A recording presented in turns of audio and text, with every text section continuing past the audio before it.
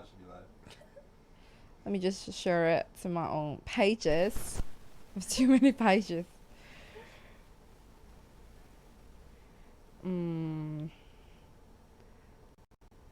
Okay, I think. Just say hi. Yeah, you can start anytime. Hi. Hi. Hi, Serrini. Hi, I'm busy, but yes, hi. So, as a quick introduction, the voice in the background is Chantal. I am the Director of Culture at Eton HK. Some people say there's no sound. Is there there's no- sound? That was the first one, right? Is there sound now, whoever's...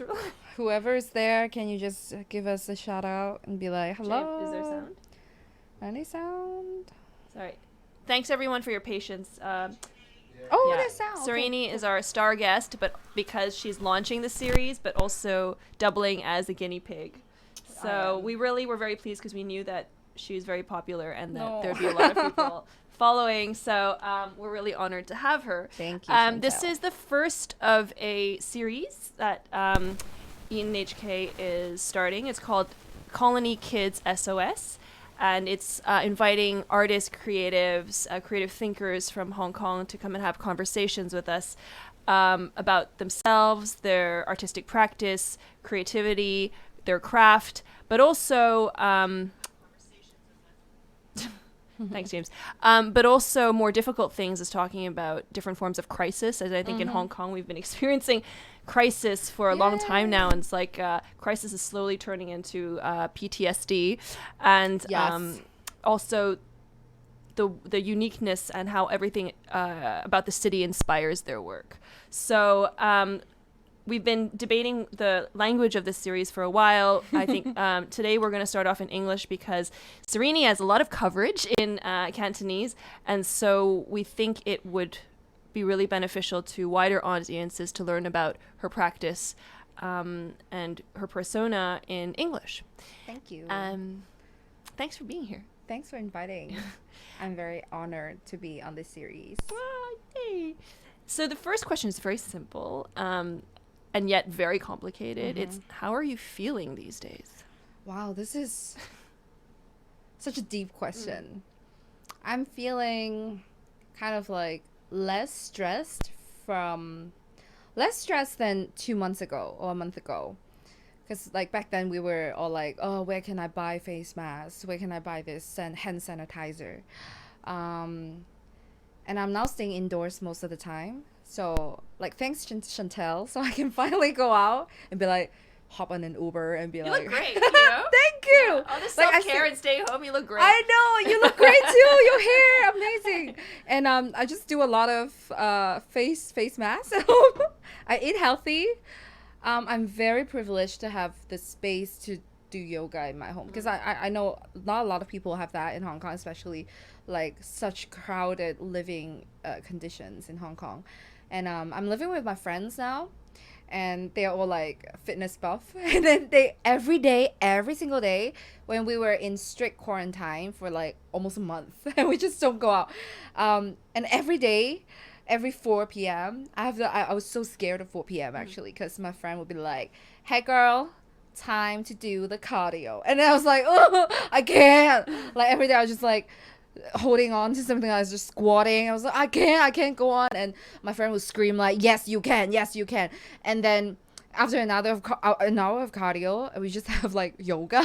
And I just feel I'm so hungry all the time. You show your yoga on Instagram. Yeah, I love it. And that actually is very enjoyable. And the whole thing is, I think the daily routine thing got us through the quarantine pretty well. Because we know when we're going to eat, when we're going to exercise, when we're going to read and write. And I'm feeling better. I think that's the best description. Better is it's the best. Better is always the best. And I actually want to ask something about the Colony Kids. I was about to crack a joke like, oh, Colony Kids are all the star guests are supposed to be born before 1997 because like we were kind of like Colony Kids back then. But I would also describe like we maybe we have never been decolonized. And then this is such a great series named Colony Kids. And when the poster is a very simplistic poster showing like a button, a red button. It's like in Cantonese, it's like the 仔. And then we sometimes saying like 仔度 is like the panic too. Like 仔 is like, oh, panic button. And then the 仔度 and stuff like. There's a lot of things that we always think about. And colony kids or not, decolonized kids or not, we always have this we always think about bigger issues than us, and sometimes that's not that nice because it's so traumatic a lot of times, and of course PTSD or those keywords.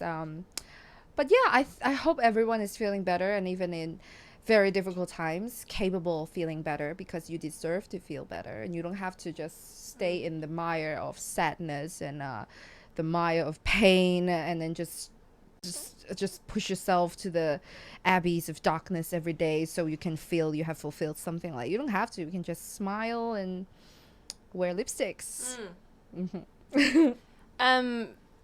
Very quickly, the Colony Kids is exactly that. It's, you know, on one hand, it's a generation. I think it fits Hong Kong, obviously, for obvious reasons. But also, I think the idea was that we are all colony kids, and I think everybody, not only places that have been colonized are colony kids. We are always imperialized, whether it's by like capitalism or I mean, unfortunately, Hong Kong is colonized and then imperialized, and it's like this perpetual non-liberated minds. And it's a kids of this perpetual generation of oppression. It's a very dark name with a very cute name.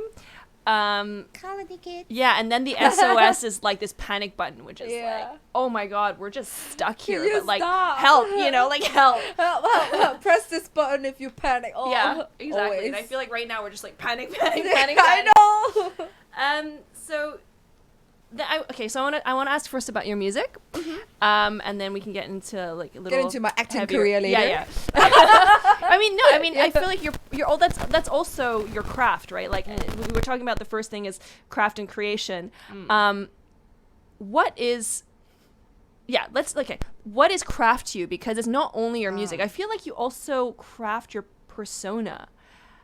And is that persona who you are in real life all the time, and how much of it do you have to put up a face? I think craft is something that we artificially or manually put together to show people for a certain purpose.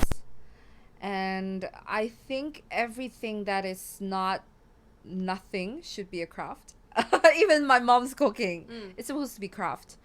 And my music, I would describe it as something that came out of just coincidence of me wanting to express myself. In many interviews, I have explained how I started my journey as a poet, self-proclaimed poet. And I think it's very important, because nobody's going to proclaim themselves as a poet when they're in university, because everybody's going to laugh at them and be like, what's wrong with you? And I accepted this kind of very weird self, because in Hong Kong, or like universities in Hong Kong, everybody wants to do as many interns as possible to secure their job like future. And what I do is I don't know, maybe it's just me. I feel like it's the real inside me manifesting in my craft. Like I want something absolutely free in terms of freedom. And that's why I go into the arts, or like poetry writing, music making, because all these crafts I don't really have. Excuse me about it. All these crafts I don't have to put together a lot of capitals, anti-capitalistic craft. And I started off with the poet writing process, and then get into music, folk music at first, my own guitar playing at first, really bad, and then later on I work with more people, and this craft gets more and more in shape, I would say. And the whole journey is me evolving. I would really describe that. So and changing, and in the process of understanding what I am, who I am, what I want to be.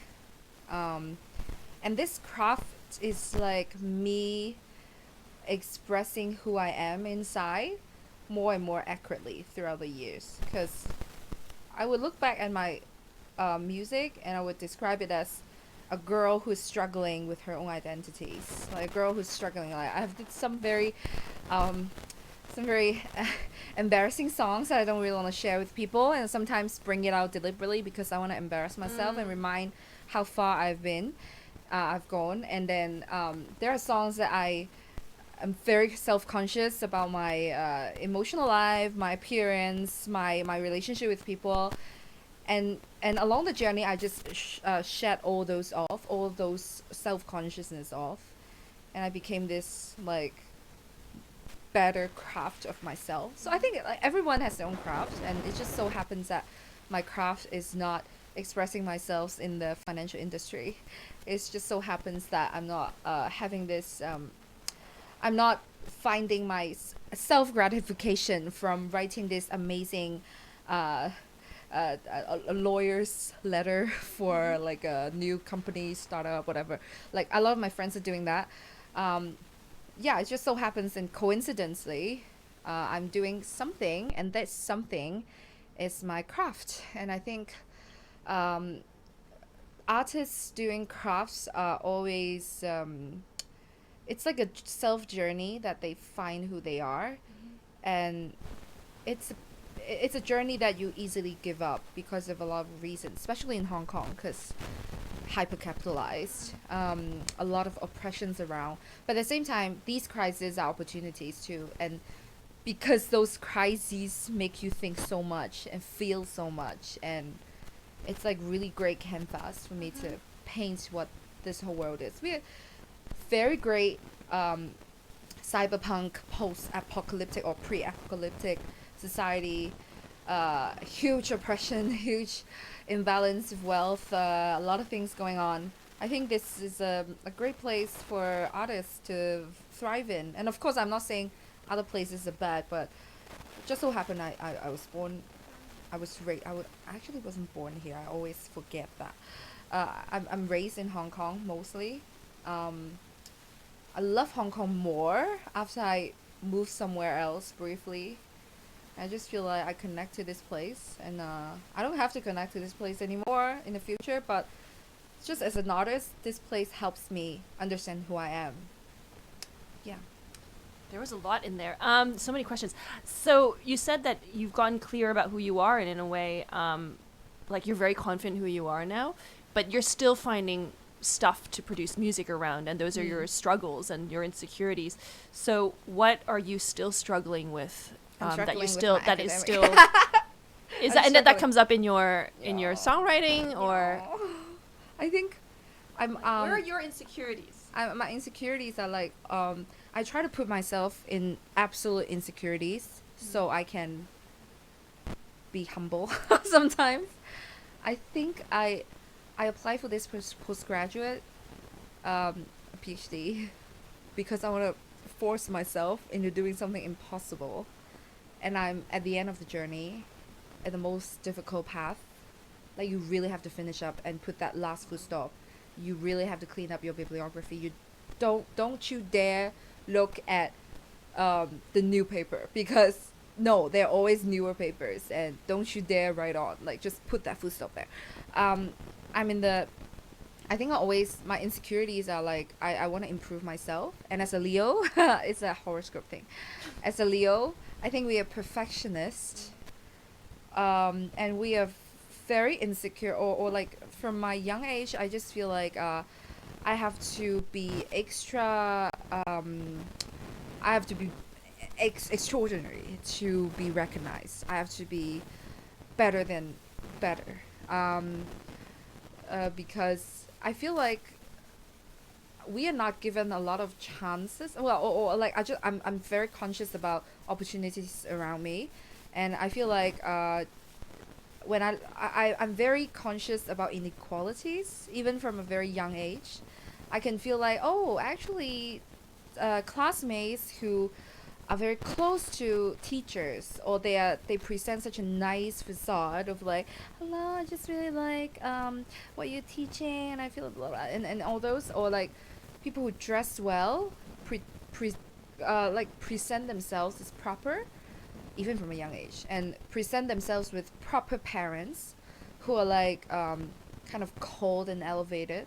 They kind of get more chances, even if their interior qualities are like nada. Like I've from a very young age, I feel like, oh my god, this injustice, I can feel that, like so actually I have to do that for those opportunities, and I actually don't want to just suck up to people, or I don't want to be like the good girl type to proclaim that, oh, I was in a Protestant school. I would describe it as Protestant because it's stricter than Christian Protestant school that I went to.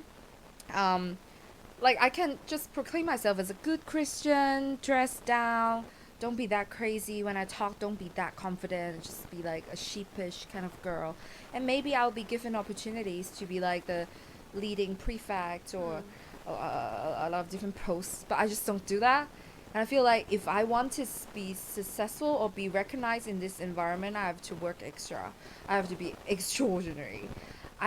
If I don't want to stick to that good girl facade, and I went to the debate team, a lot of English department, like doing a lot of different stuff, writing competitions and stuff. I just want to prove to myself actually that I can do it, even if I don't get like a lot of those so-called opportunities or recognized by teachers, because sometimes I'm a piece of trouble. I'm very good actually, but just I'm more difficult than most people to handle.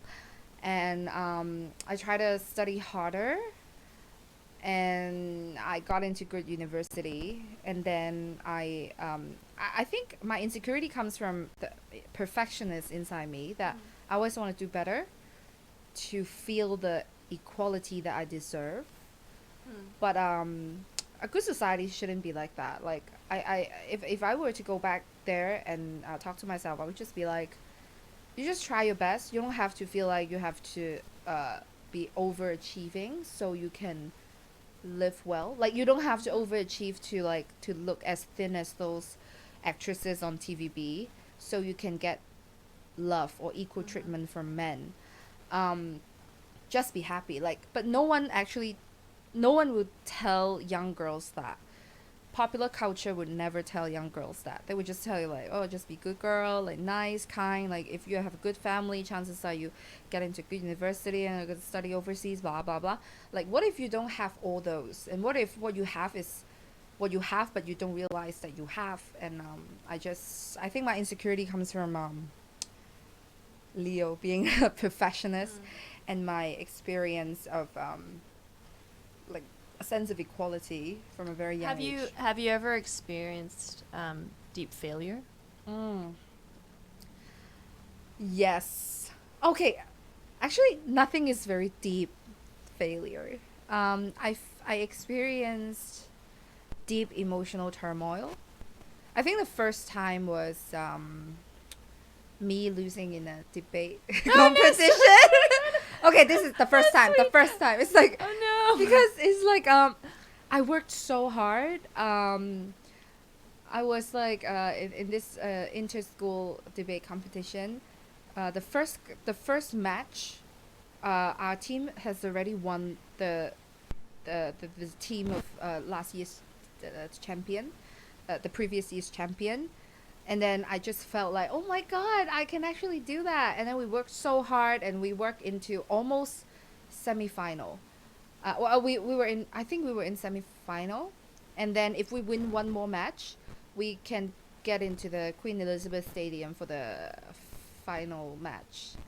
And I was like, I can do this. Like all this. And then in the end, I lost. And I still remember I was like, I know that team is good, but I'm not that bad. I was like telling myself I'm not that bad, and I was like so not pissed off. I was so disappointed at myself, and I I was hitting like I was hitting my teammates, and then it's like a boy that's like really close to me, like good friend, but he's like a 3-year senior, and he took us there, and when we lost, I was like, I'm so mad. I was just like crying, and he's like turning his back on me, like it's not like he is ignoring me, but he knows that okay, just do it. And then I just like just hit on his back. So your It was my first. your strength is also your, like, that's what drives you to success, but it's Yeah. also your greatest insecurity. Yeah. Yeah, I'm like, my friends can tell you this. Like every time, especially closer friends, every time I go on stage, at the backstage, I just freak out. But it's not like a big freak out. It's just me. I'm like, why am I like last year in McPherson Stadium? There was like a huge stadium stuff, a concert. And I was like at the backstage. I was like, oh my God, why are there so many people outside? Why are they here to hear me sing? I can't sing. I'm awake. And I always say like, I don't have enough air to sustain my singing. I'm gonna be hungry midway. No, is my lipstick okay? Like I just do all that, and my friends are all like, just breathe. Because just ignore me, because they know it's what I do every time before any performances. I just don't feel I deserve it, but people who are aware of their, I don't know, like people are more self-aware would be like people who are more humble, they would have that moment, I think. And sometimes I just observe myself. I'm kind of glad that I have those moments, so I can just introspectively look into like what am I doing here, blah blah blah, and like just a personal trance moment before my performance and stuff. And sometimes I look at people who are mega confident. I just look at their performances, or like not in music but in a lot of things. I just feel like, especially this one time, I was performing out of town in a indie kind of coffee house live house, and then I admitted that I couldn't play guitar that well, and I invited this boy he's presumably from a prestigious university's guitar club, and he's like inviting me to his school's like whatever, like the competition as the performance whatever. But in the end it didn't happen because the censorship was kind of tough. And then but he went to the live house to perform with me the same song, and he was so confident. He was like, no, it's just easy song, like I can play all those chords, like it's just easy, I have a lot of experience with blah blah blah. And his school name is just, it's almost like Harvard. Okay, it's just like a Harvard guitar club's like, okay. And he seemed confident, but like at the showtime I was like, oh my God, I even with my gel nails I play better than you do. And I'm like, in the middle I was like, no. And I just play and sing, and I think I observe people, like I don't trust absolutely confident people, especially people who have a flowery mouth, who tells you that I can help you do this, I can help you do that. I have a lot of connections. I have personally experienced that kind of, because as a young artist, we always would be approached by people who are in the industry or peripheral of the industry, who want to do something here and there. And I grow up, and then I learn to be more cautious. So I feel like this failure thing is like it helps me a lot. Like all the failure I'm very grateful of, to prepare for the next non-failure in my life. Let's talk about your albums. So you have 5 albums now, right? 6? 5? Yeah, 5. 5. 5. And the first, like you said, I mean, there's like folkish tunes, and it's quite acoustic, like, and then the most recent one sounds like it's, I mean, there's more high production, it's definitely more sophisticated, it's more womanly, but also in between you do also go back to sort of folk sounds, which are very innocent and very sweet.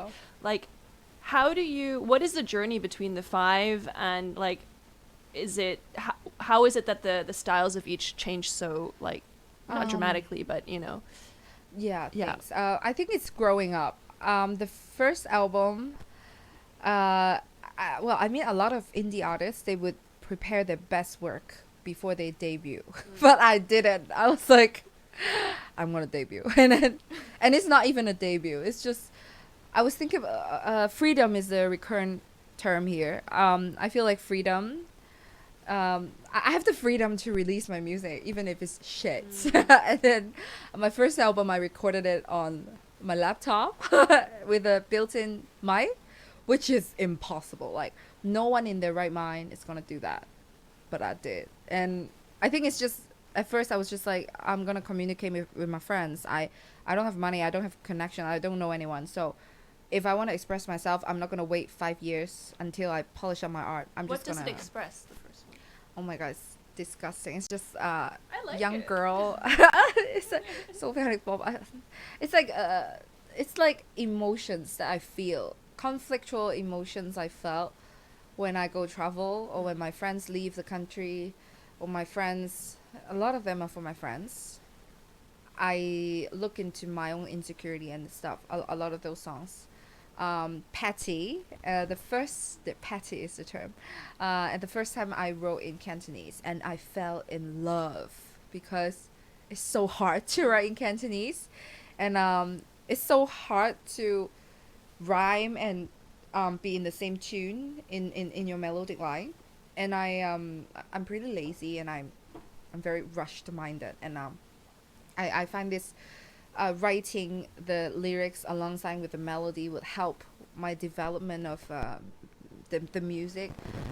So I write them all at the same time, and I think it progresses to the next so-called album. I did it in my second last year of my university. I just want to release an album that gets printed in a respectable CD printing house. That's the aim. And the third one is, I want to try to use computer programs. The first time I learned to use computer programs, other than just pressing record and then play on my guitar, premature guitar, and record.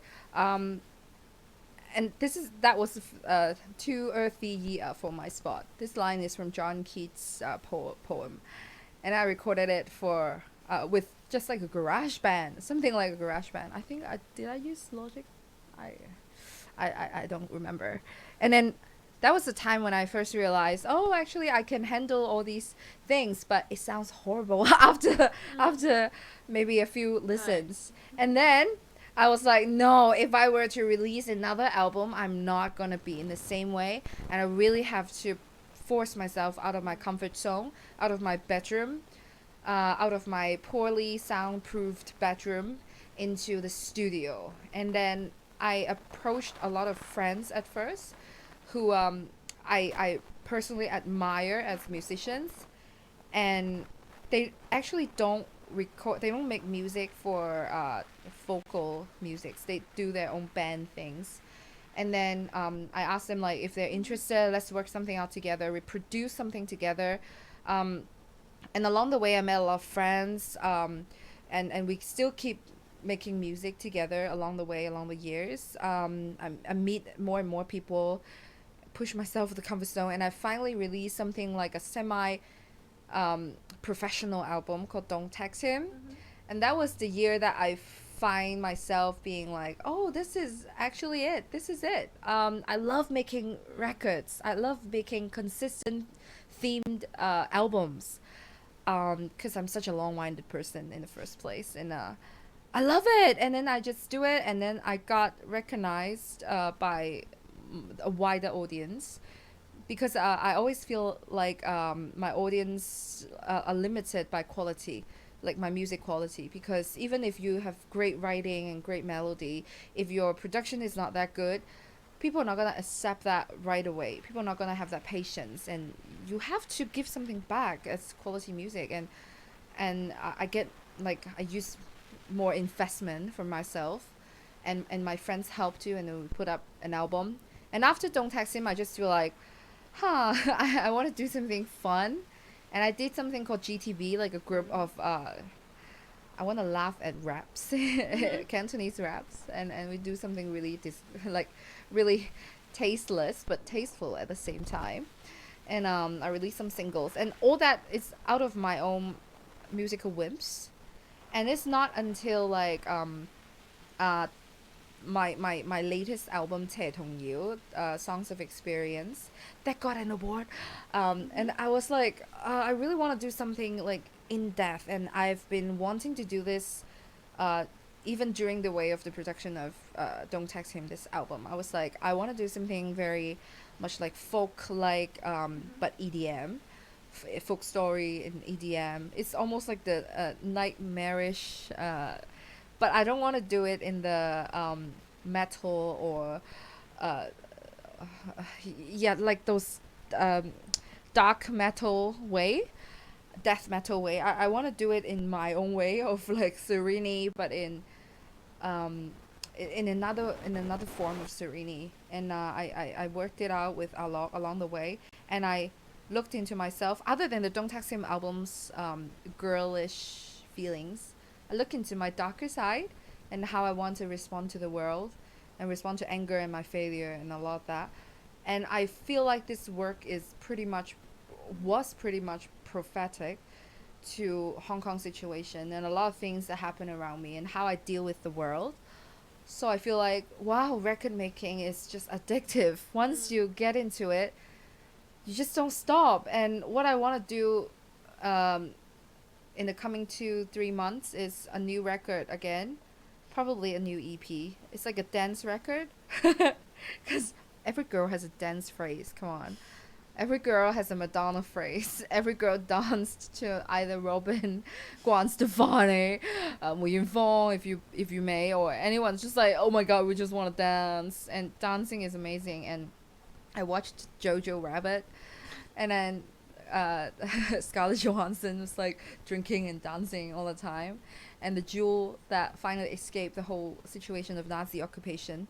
When she was asked like, "What are you gonna do after all this?" and she's like, "I don't know, dance." And then I was like, "Oh, that's really cute." And I remember how a lot of my friends and Hong Kongers basically they changed their names along the social movement because they don't want to get reported, censored by in their own workplace or by their friends. Like sometimes even what the comments that they make are not crass or whatever. They get reported and they just feel threatened.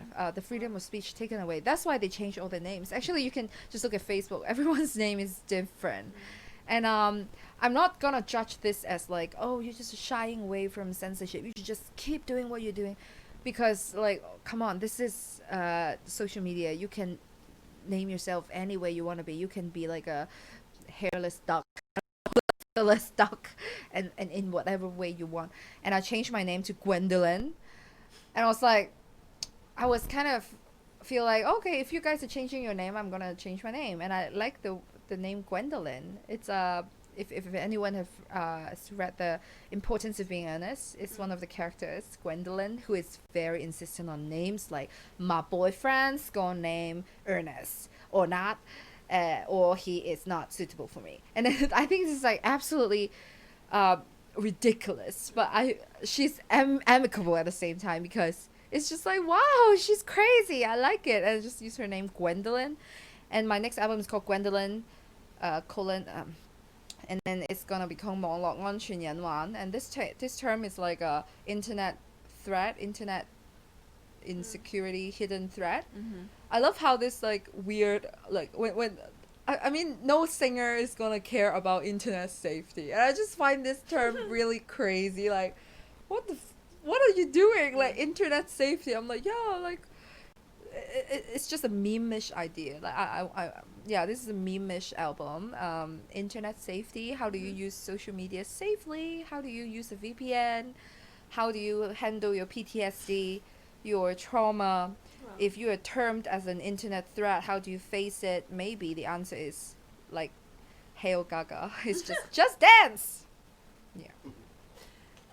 How would you define your generation or this generation? My generation. I don't know. I'm pretty old. We're both older, so We're the chosen ones, right? I mean, all generations should think themselves as the chosen ones for whatever purposes. Like, I am chosen to write canto pop in this generation so I can show people how crazy I can be so they can be crazy too, you know. Oh my god, this is like so touching. Like I wish there were someone like that when I was younger in popular media, that it's fearless to write her own music and sing her own music without caring about what other people think, without caring about what this auntie is saying. Oh my god, she can't sing.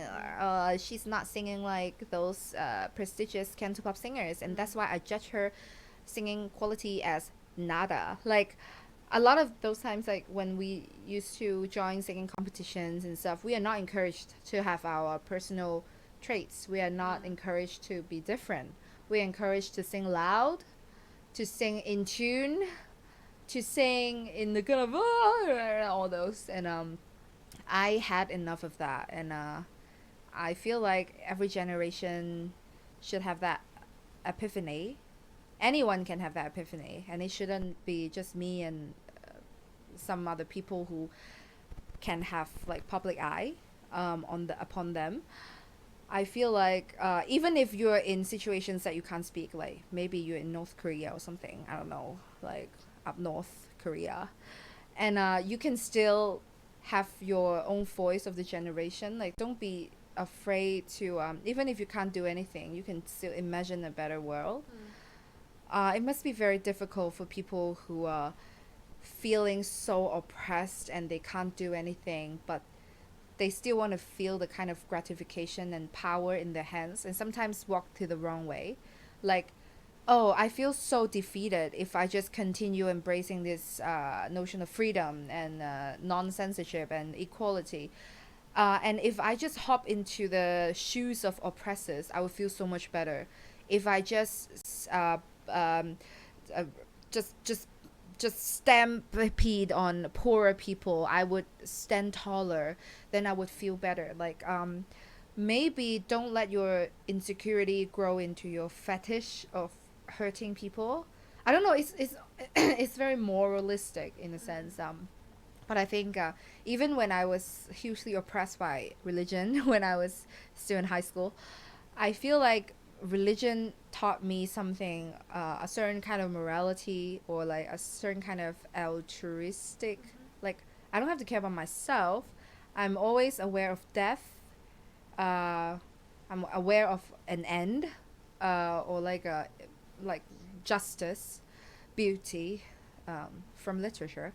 And I feel like if more people have that epiphany in a generation, that would be great. And I credit each generation for this too. And I wouldn't say this generation is like the best or the worst, but this generation is interesting because we don't just have to tackle with immediate political oppressions. We have to tackle with a lot of temptations from capitalism, from a lot of different things, like hedonism. Like, not that it's wrong, but like a lot of different isms flying around, and we are more confused than ever to know what we want, to know what we do. Because there's so many things for us, and so many things happening, but so little opportunity around for us to rise up. But if there's no opportunity to fly up, then just swim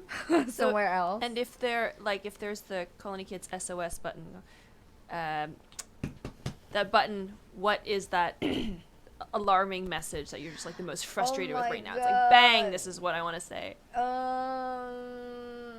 Or maybe don't subjugate yourself. Oh, stop talking bad about yourself. Look into the just don't talk yourself down.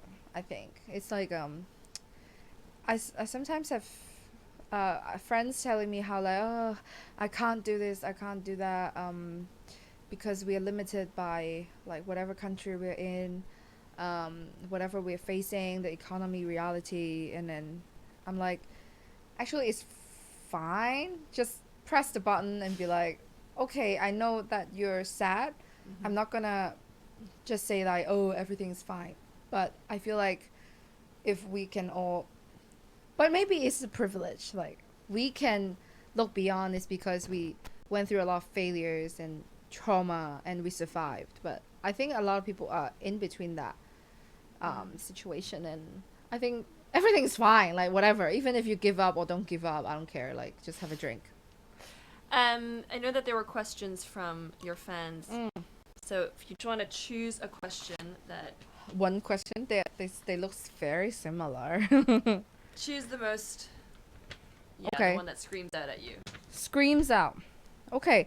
I think most of all, I think it's about personal... how to develop yourself into... Okay, 媽咪點樣去 remind 自己做一個好啲嘅自己，又有氣勢又不失親和，etc. Like 自信. Like all those... It's about what we talked about too. Like, you don't have to force yourself to be confident. You just look into yourself and find out what you have. Because in this society, nobody's gonna teach you how to appreciate yourself. Even cosmetic product promoters, they're gonna be like, oh, appreciate yourself by getting this lipstick. And it's not really into appreciating yourself. I'm not shaming lipstick buyers because I am one too, but I mean, you don't wait for other... Just try, look into the mirror.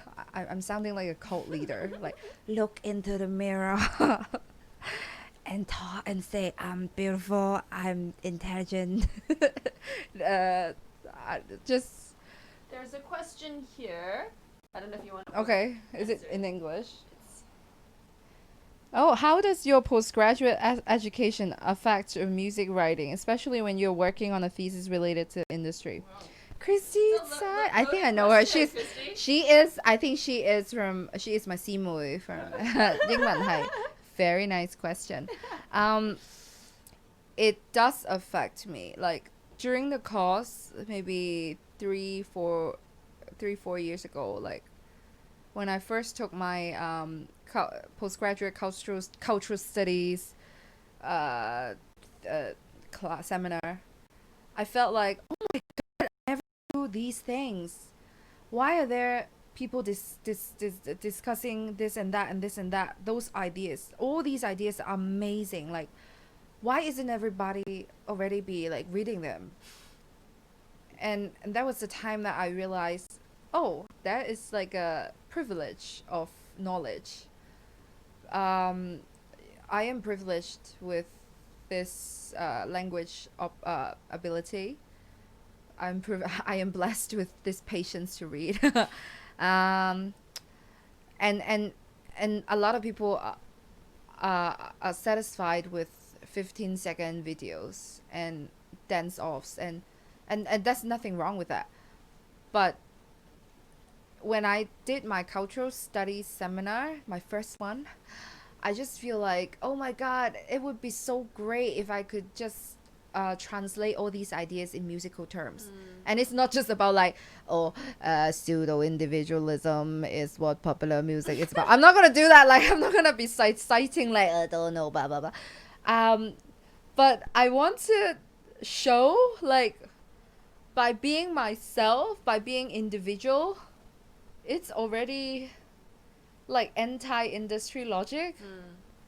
And I'm not gonna topple, like, I'm not gonna destroy anyone or topple anyone. I just want to be like, be myself, be the like the martyr, maybe, like to explore. Okay, actually this society can accept this industry as like a weird edgy girl who can write her own thing, who can be smart. So how about you let your artists be smart, be who they are? Because I know how a lot of artists are just limited within their good girl shells. I'm like, girl, you are smart. Why do you have to do that? And she's like, my company would prefer this. And I'm like, what if I just show them a path that my success, well, I describe myself as successful. I don't care. Like, even if just 2 people buys my album, I don't care. I'm successful. I can narrate my own mind.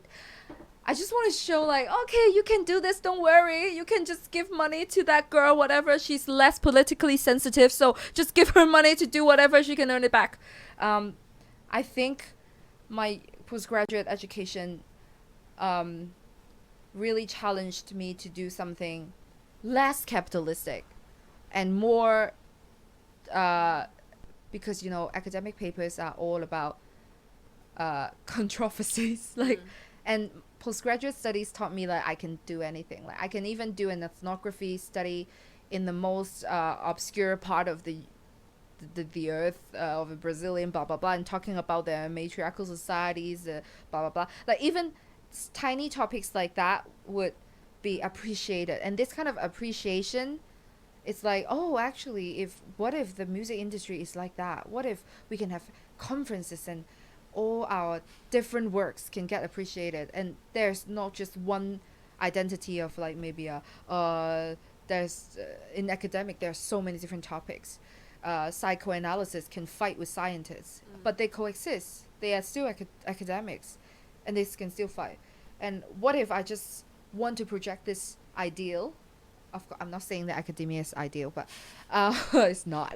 But what if I want to put this projection or ideal, semi-ideal, into music industry that I care so much, that I love so much since I was a kid, that I learned so much from Lam Zek and Wang Weiman. I would sometimes describe to people that I was milked by them to like puberty. Like everyone, it's like from primary school, we listen to a lot of those love songs and learn like, oh, this is how we describe our emotions, because no teacher's gonna teach you that.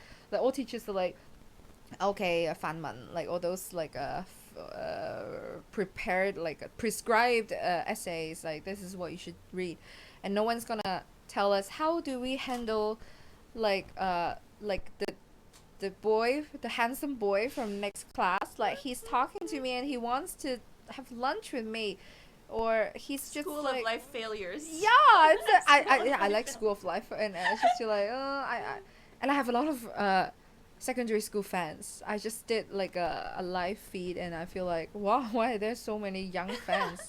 I'm very pleased about that. I think what do you have to do is just look into yourself. I'm digressing a lot, but look into yourself. Don't be afraid to try and speak. Don't, even if people say that, oh bullshit, you just blah blah blah blah blah. Even if people talk you down, it's fine. It's life. Find yourself someone that would encourage you to do whatever you want, and I mean, of course, within the rule of law, but whatever. It's you do you. It's the 20th of April. You can do whatever you want. Thank you very much. Thank you. I think that about wraps Thank you. it up. 3 good questions. James? Thanks, James. Yeah. Thanks, Chantel. Thanks, Yay! Eden. Thank Come you, drink Serrini. non-alcoholic drinks. Yes. That was amazing. Thank you. Thanks for the drink. Thank you everyone who joined us.